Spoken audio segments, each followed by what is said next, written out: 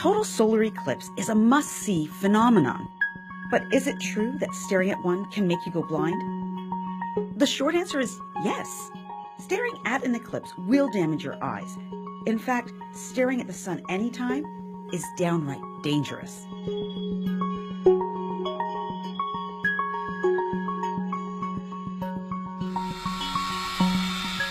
Okay, so I'm going to point it at the sun now. Dr. Ralph Chu is a leading optometrist and astronomer who literally helped write the standards for solar eclipse eye safety. He also has a pretty amazing observatory in his backyard. That's a beautiful view of the sun today. I paid him a visit to find out just what happens to our eyes when we stare at the sun. The light-sensitive photoreceptors at the back of the eye, in what we call the retina, have these structures that absorb the light and turn it into an electrical signal that goes to the brain. And when you've got a very, very bright light source like the sun, there's so much of this light energy pouring in there that it overwhelms the mechanisms that are converting that light.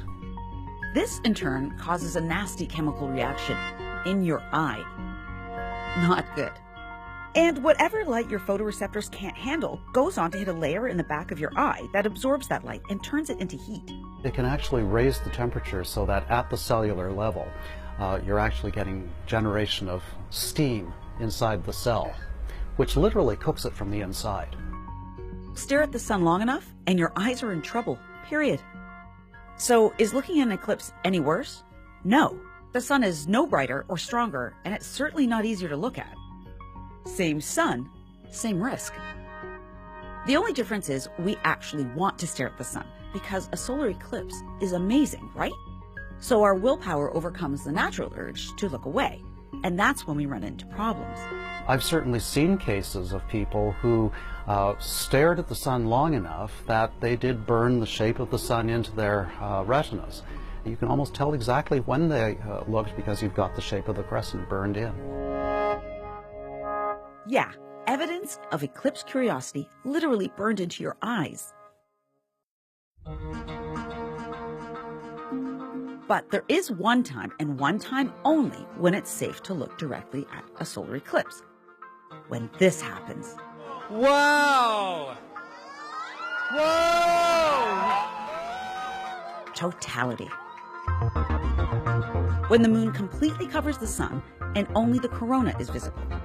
For this brief time, day becomes night, and it's safe to look directly at it. In fact, it gets so dark during totality that animals become confused and start their nighttime routines. But totality doesn't last long, and you have to be in a specific location to see it at all.